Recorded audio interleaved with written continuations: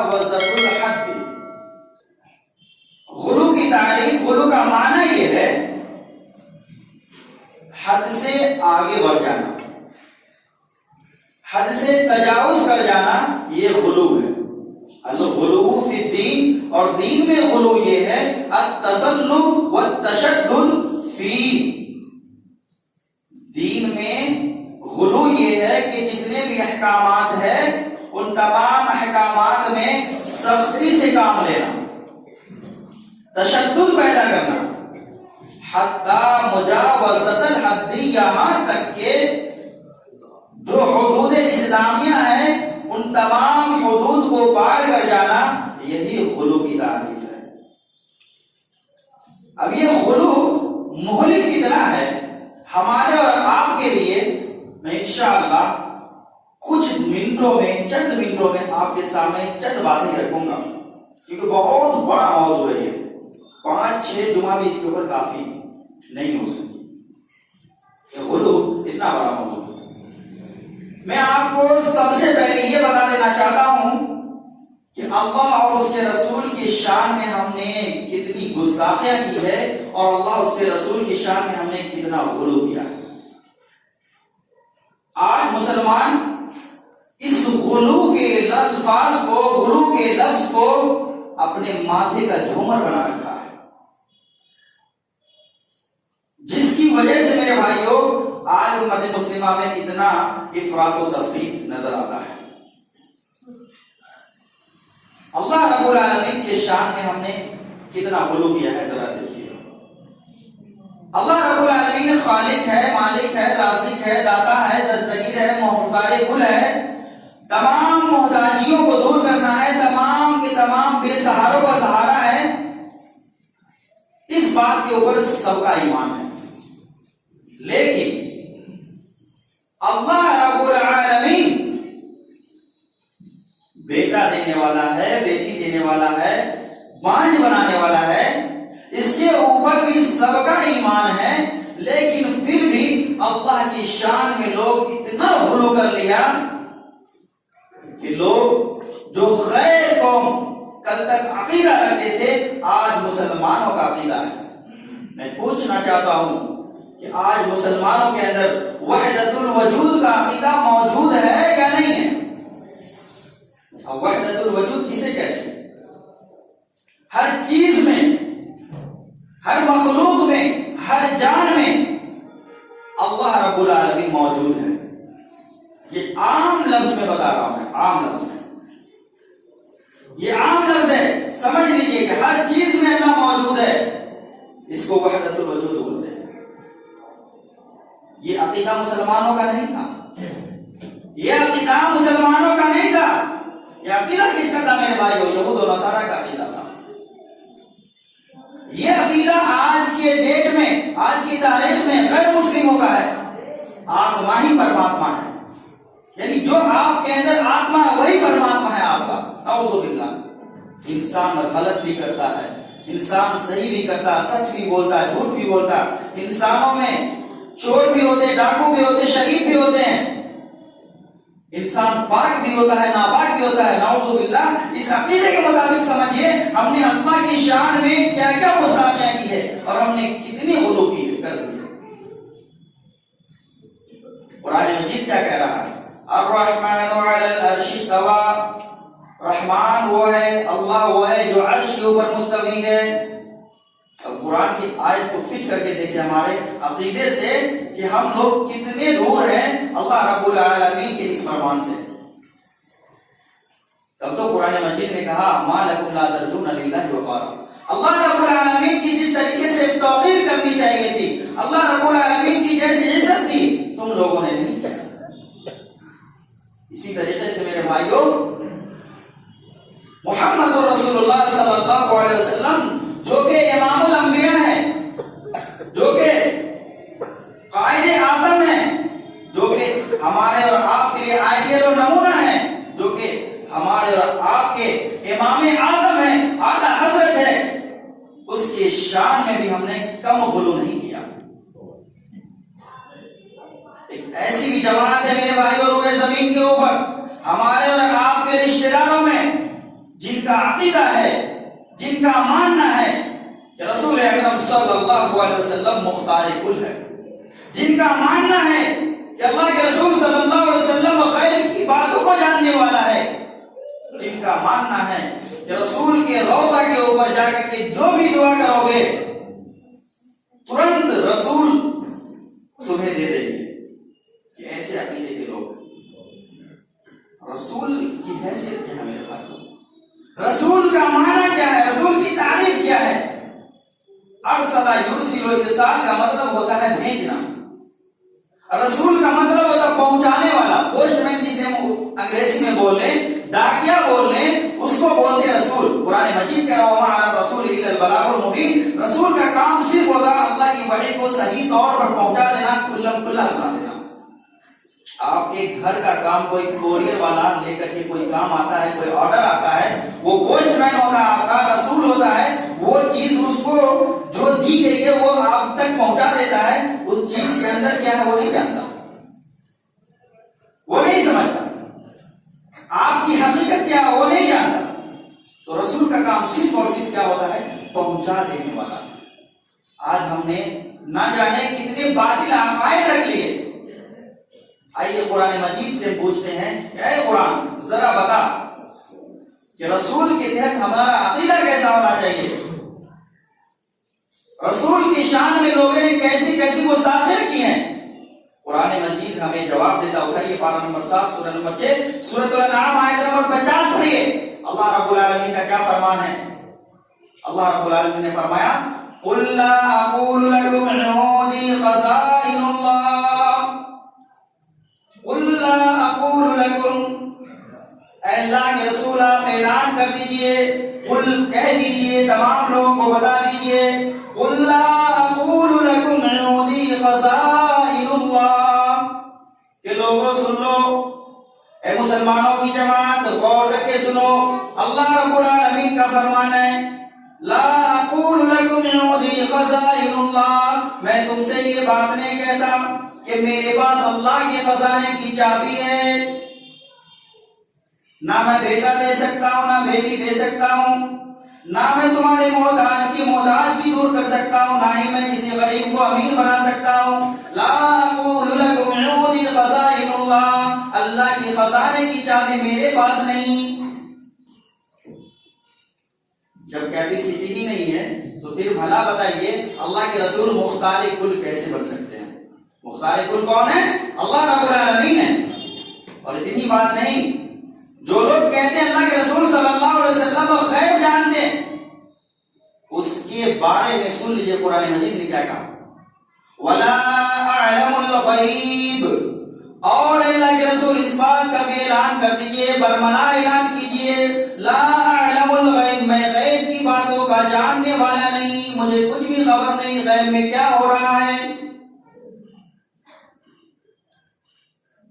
عالم الغیب ہے اللہ کے رسول، کیا بتایا جاتا ہے، کیا دلیلیں دی جاتی ہے؟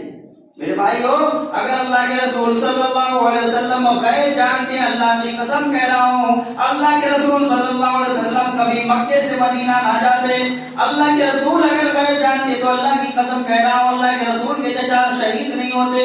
اگر اللہ کے رسول صلی اللہ علیہ وسلم غیب جانتے ہوتے تو آپ صلی اللہ علیہ وسلم کے چچا صاحب حضرت جعفر بن ابی طالب کبھی شہید نہیں ہوتے. اللہ کے رسول صلی اللہ علیہ وسلم اگر غیب جانتے، اللہ کی قسم کہہ رہا ہوں آپ کی بیٹی کو تیر نہیں لگتی. اللہ کے رسول غیب نہیں جانتے تھے. اگر اللہ کے رسول صلی اللہ علیہ وسلم غیب جانتے تو آپ کو خود آپ کے رخسار میں کافروں کے تیر سے آپ کے حوض کی کڑیاں نہیں گھستی، آپ زخم آلود نہیں ہوتے. یہ آیت ہمیں بتاتی ہے کہ اللہ کے رسول صلی اللہ علیہ وسلم کو غیب کا علم نہیں تھا. اور قرآن سے پوچھئے کہ رسول اکرم صلی اللہ علیہ وسلم کی شان میں کیا کیا گستاخیاں کی گئی ہے. اللہ کے رسول صلی اللہ علیہ وسلم کیا کیا کر سکتے تھے، کیا کیا نہیں کر سکتے. قرآن مجید کھولی، قرآن مجید سورۃ الانعام آیت نمبر 50 کے اندر ہی لکھا ہے. اللہ رب العالمین نے کیا فرمایا سنیے وَلَا أَقُولُ لَكُمْ إِنِّي مَلَكٌ، اور نہ میں تمہیں یہ کہتا ہوں کہ میں فرشتہ ہوں. یہ نہیں میں تم سے بیان کرتا کہ میں فرشتہ ہوں، ولا اقول لکم انی ملک، میں فرشتہ نہیں ہوں۔ آج مسلمانوں کی ایک جماعت کھلم کھلا اعلان کر رہی ہے میرے بھائیوں، اللہ کے رسول نور تھے، بشر نہیں تھے۔ ہے عقیدہ مسلمانوں میں یہ نہیں ہے؟ قرآن مجید کیا کہہ رہا ہے؟ لا اقول لکم انی ملک، میں فرشتے نہیں، میں بھی تمہارے طرح انسان ہوں۔ انما انا بشر مثلکم یوحی الی، میں بھی تمہارے طرح انسان ہوں، میرے پاس بھی ہاتھ ہے، ناک ہے، کان ہے، میں بھی کھاتا پیتا ہوں، میں بھی بازاروں میں چلتا ہوں، مگر فرق تمہارے اور میرے میں اتنا ہے، یوحی الی، میری طرف وحی کی جاتی ہے، میں اللہ کے خاص بندوں میں سے ایک ہوں اور تم اللہ کے عام بندوں میں سے ہو۔ بس یہ رسول اکرم صلی اللہ علیہ وسلم کی حقیقت ہے کہ آپ صلی اللہ علیہ وسلم نور نہیں بشر تھے۔ میرے بھائیو ذرا میں پوچھنا چاہتا ہوں ایسے لوگوں سے جو اللہ کے رسول صلی اللہ علیہ وسلم کو نوری مخلوق مانتے ہیں، نور مانتے ہیں، کیا نوری مخلوق کی تخلیق بھی ہمارے اور آپ کی طرح ہے؟ کیا نوری مخلوق بھی کھاتے اور پیتے ہیں؟ کیا نوری مخلوق بھی آپ کے اور ہمارے سامنے آ کر کے اپنے دکھ کو اور درد کو بیان کرتے ہیں؟ نہیں، کوئی نہیں کہہ سکتا۔ اور یہ مسلمانوں کا عقیدہ آج بنا ہوا ہے۔ میرے بھائی کو رسول اکرم صلی اللہ علیہ وسلم کی شان میں ہم نے اتنی غلو کر دی۔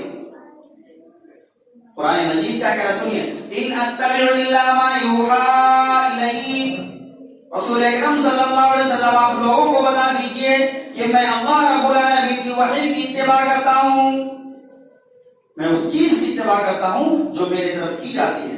جبکہ قرآن مجید سورۃ الاعراف آیت نمبر 3 پڑھی، اللہ رب العالمین نے خود فرمایا اتبعوا ما انزل الیکم من ربکم، اے رسول اکرم صلی اللہ علیہ وسلم آپ اس چیز کی اتباع کیجئے، اتبعوا ما انزل الیکم من ربکم، جو آپ کے رب کی طرف سے آپ کے اوپر نازل کی جاتی ہے، یعنی قرآن مجید کی اتباع کیجئے، اللہ رب العالمین کے احکامات کی اتباع کیجئے۔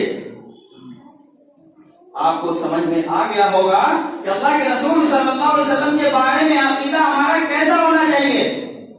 آئیے اس سپورٹ میں ایک اور آیت آپ کو سناتا ہوں، اٹھائیے پارہ نمبر 9 سورہ نمبر 7 سورۃ الاعراف آیت نمبر 188 پڑھیے۔ اللہ رب العالمین نے کیا فرمایا، قل لا املک لنفسی نفعا ولا ضرا الا ما شاء اللہ، اے اللہ کے رسول آپ اعلان کیجئے، قل لا املک لنفسی، قل لا املک لنفسی نفعا ولا ضرا، کہ میں اپنے نفس کا بھی مالک نہیں ہوں، قل لا املک لنفسی، میں اپنے نفس کا بھی مالک نہیں ہوں، نفعا ولا ضرا، نہ ہی نفع پہنچانے کی اور نہ ہی نقصان پہنچانے کی، الا ما شاء اللہ، مگر اتنی ہی چیز جتنا کہ اللہ رب العالمین چاہے۔ آپ اللہ رب العالمین نے جو طاقت دی ہے، جو قوت دی ہے، جو صلاحیت دی ہے، آپ اسی طاقت کے مطابق، قوت کے مطابق، صلاحیت کے مطابق اپنی دفاع کر سکتے ہیں، اس سے زیادہ نہیں۔ چلیے غیب جانتے ہوئے اس بات کو کہ اللہ کے رسول صلی اللہ علیہ وسلم عالم الغیب نہیں، عالم الغیب اللہ ہی تعالیٰ ہے، پھر بھی آج مسلمانوں کا جو عقیدہ ہے اس کے منہ پہ ایک دم زوردار تھپڑ ہے۔ قرآن مجید کیا اعلان کر رہا سنیے، اللہ رب العالمین نے فرمایا وَلَوْ كُنْتُ أَعْلَمُ الْغَيْبَ لَأَسْتَكْثَرْتُ مِنَ الْخَيْرِ، اللہ کے رسول آپ اعلان کر دیجئے اگر میں غیب جانتا، وَلَوْ كُنْتُ أَعْلَمُ الْغَيْبَ، اگر میں غیب جانتا، لَأَسْتَكْثَرْتُ مِنَ الْخَيْرِ، تو میں بہت ساری بھلائیاں اکٹھے کر لیتا، میں تخت و تاج کا مالک بن جاتا۔ اللہ کے رسول صلی اللہ علیہ وسلم کی تاریخ پڑھیے، ہسٹری پڑھیے تو آپ کو پتا چلے گا کہ آپ کتنی غریبوں کی مدد کرتے تھے، آپ کتنے بیواؤں کے سہارے تھے، آپ دوسروں کے لیے کماتے تھے، آپ دوسروں کے پیٹ کے لیے خود بھوکے رہتے تھے۔ میرے بھائیو قرآن مجید کیا کہہ رہا ہے، اگر اللہ کے رسول غیب جان دے تو کوئی بھی مجبور نہیں ہوتا، کوئی بھی محتاج نہیں ہوتا۔ بھلا بتائیے کیوں؟ وہ تمام کی تمام غیب کی باتوں کا جاننے والا صرف اور صرف اللہ کی ذات ہے۔ رسول خود محتاج ہے، اللہ مختار ہے۔ اب سنیے قرآن مجید کیا کہہ رہا، وَلَوْ كُنْتُ أَعْلَمُ الْغَيْبَ لَاسْتَكْثَرْتُ مِنَ الْخَيْرِ وَمَا مَسَّنِيَ السُّوءُ۔ لوگوں سن لو، مجھے برائی کو مجھے چھوتی نہیں، مجھے کبھی دکھ اور تکلیف ہوتی ہی نہیں، میں کبھی نقصان میں نہیں جاتا، مجھے کبھی سر بھی درد نہیں کرتا۔ اگر میں غیب جانتا تو ساری کی ساری بھلائیوں کو اکٹھے کر لیتا اور تمام مصیبتوں کو، پریشانیوں کو دور کر دیتا، لیکن نہیں، میں تو عالم الغیب نہیں، میں تو محض ایک اللہ کا رسول ہوں۔ ان انا الا نذیر وبشیر لقوم یؤمنون۔ لوگوں سن لو، میں تو صرف اللہ رب العالمین کی طرف سے تم لوگوں کو ڈرانے آیا ہوں، جنت کی خوشخبری سنانے آیا ہوں، جنت کی آگ سے ڈرانے آیا ہوں۔ لقوم یؤمنون، جو اللہ کے احکامات کے اوپر، اللہ رب العالمین کے قوانین کے اوپر ایمان رکھتے ہیں، ان لوگوں کو میں خوشخبری سنانے آیا ہوں۔ رسول اکرم صلی اللہ علیہ وسلم کا کام کیا تھا؟ جنت کی خوشخبری سنانا اور جہنم کی آگ سے ڈرانا، لوگوں کو ایک اللہ کی عبادت کی طرف بلانا اور طاغوت کی عبادت سے بچانا، شرک کی برائی سے بچانا۔ میرے بھائیو، پھر رسول اکرم صلی اللہ علیہ وسلم کے بارے میں ہمارا اور آپ کا عقیدہ کیسا ہونا چاہیے؟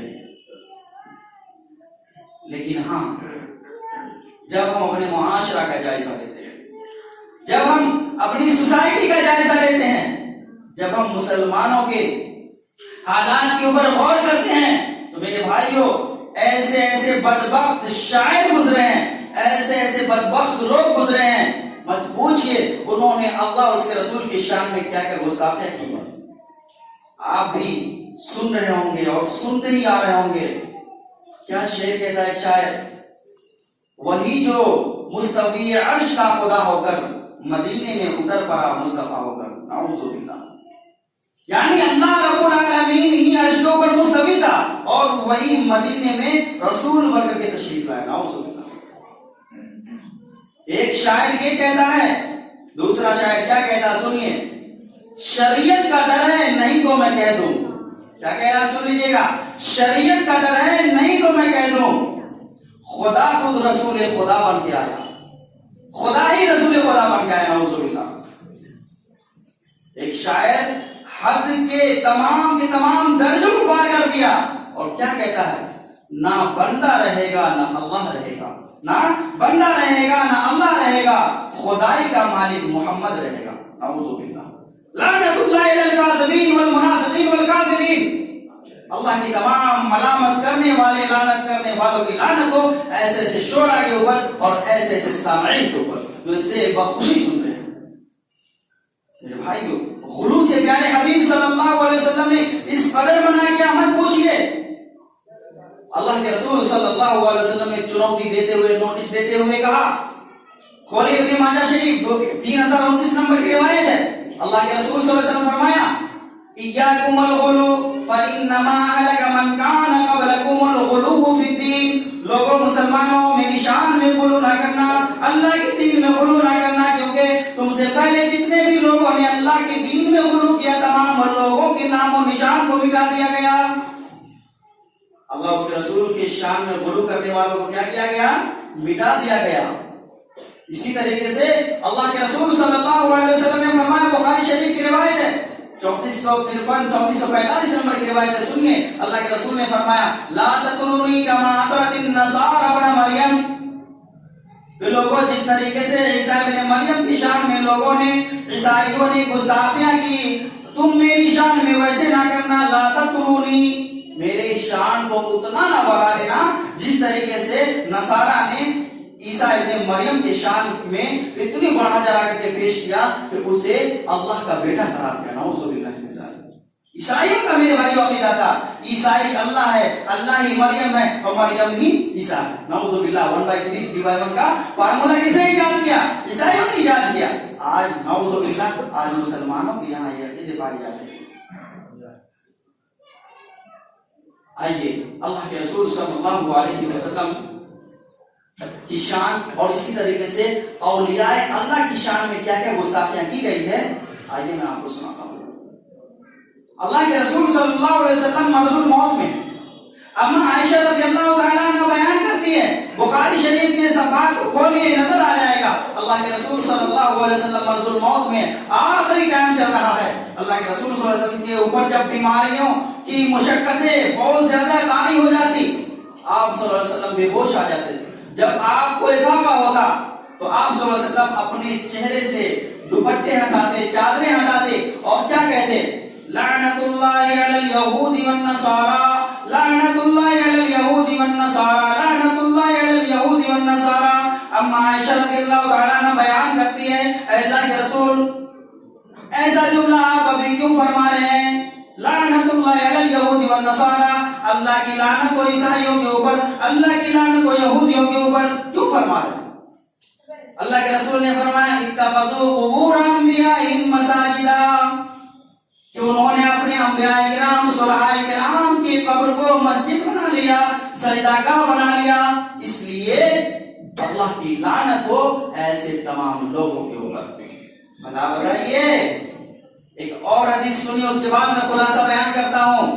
اما عائشہ رضی اللہ تعالیٰ عنہ حدیث کے راوی ہیں، وہ فرماتی ہیں کہ ام سلمہ رضی اللہ تعالیٰ عنہ اور ام حبیبہ رضی اللہ تعالیٰ عنہ یہ دونوں رسول اکرم صلی اللہ علیہ وسلم کے پاس آئی اور ایک واقعہ ذکر کیا جو اس کے ساتھ حبشہ، ملک حبشہ میں پیش آیا تھا۔ انہوں نے کیا کہا معلوم ہے کہ اللہ کے رسول، میں نے ایک ایسا گرجا گھر دیکھا جس کے اندر قبریں بنی ہوئی تھی اور اس میں اس بزرگ کے نام کی تصویریں بھی لگی ہوئی تھی اور لوگ اسے چوم رہے تھے، چاٹ رہے تھے، اس کے طواف کر رہے تھے۔ اللہ کے رسول صلی اللہ علیہ وسلم نے فرمایا، اے ام حبیبہ تم جانتی ہو، اے ام سلمہ تم جانتی ہو وہ کون لوگ تھے؟ وہ اس امت کے نیک و صلحاء میں سے تھے، وہ نیک و کار تھے، بزرگ تھے، اللہ کے دین کو ماننے والے تھے۔ جب اس کا انتقال ہو گیا تو ان لوگوں نے اس کے قبر کو سجدہ کا بنا لیا۔ میرے بھائیو، اللہ کے رسول صلی اللہ علیہ وسلم کا اشارہ کیا تھا کہ جب نبی کی قبر کو سجدہ کا نہیں بنایا جا سکتا ہے، جب نبی جو اللہ رب العالمین کے پاس سب سے اونچی ہستی کا اگر مالک ہوتا وہ نبی اور رسول ہوتا ہے، لیکن جب اس کے قبر کو سجدہ کا، اس کے قبر کا طواف نہیں جائز ہے، تو بھلا بتائیے تو کسی پیر صاحب کے قبر کا طواف کیسے آج مسلمانوں کے سامنے جائز ہے؟ کیا آج مسلمان قبروں کے طواف نہیں کر رہے ہیں، چادریں نہیں چڑھا رہے ہیں، چوم چاٹ نہیں رہے، وہاں نذرانے پیش نہیں کر رہے، وہاں مرادیں نہیں مانگ رہے، اس کے سامنے سجدہ ریز نہیں ہو رہے؟ سجدہ ریز مردوں کو تو چھوڑو، آج زندہ پیر کے سامنے بھی سجدہ ہو رہا ہے۔ میرے بھائیو، یہ بات حقیقت سے خالی نہیں ہے، تو آپ یاد رکھیے یہ تمام کی تمام خرافات، تمام رسومات کیا ہے؟ یہ غلو ہے۔ ہم نے کیا کیا؟ اس کی جو شان تھی، اس کے جو شان کے وہ مالک تھے، اس کے شان سے ہم نے اسے حد درجہ بڑھا دیا، جس کی وجہ سے مسلمانوں میں انتشار ہے، مسلمانوں میں گروہ بندیاں ہیں اور جماعتیں ہیں۔ بس وقت ختم ہو گیا میرے بھائیو، میں اللہ رب العالمین سے دعا کروں گا انشاءاللہ رب العالمین یہ تمام کی تمام روایات، تمام کی تمام آیتیں جو آپ نے ابھی سنا ہے، اس کو باہر تک بھی انشاءاللہ پہنچائیں گے، ان بھائیوں تک بھی پہنچائیں گے۔ یہ ہماری اور آپ کی ذمہ داری ہے، اور یہ سنکلپ لیجئے کہ اللہ رب العالمین کی اشاعت ہم اس وقت تک کرتے رہیں گے جب تک کہ ہماری آخری سانسیں نہ نکل جائیں۔ اللہ رب العالمین سے دعا ہے، اللہ رب العالمین ہم تمام لوگ تمام تر مذکورہ باتوں کو سمجھنے کی توفیق عطا فرمائے۔ اللہ رب العالمین ہمیں اللہ اس کے رسول کے احکامات کو زیادہ سے زیادہ پھیلانے والا بنا دے۔ اللہ رب العالمین ہم تمام لوگوں کو اللہ رب العالمین قرآن و سنت کی طرف رجوع کرنے والا بنا دے۔ آمین۔ سبحانک رب العزت عما یصفون وسلام علی المرسلین والحمد للہ رب العالمین۔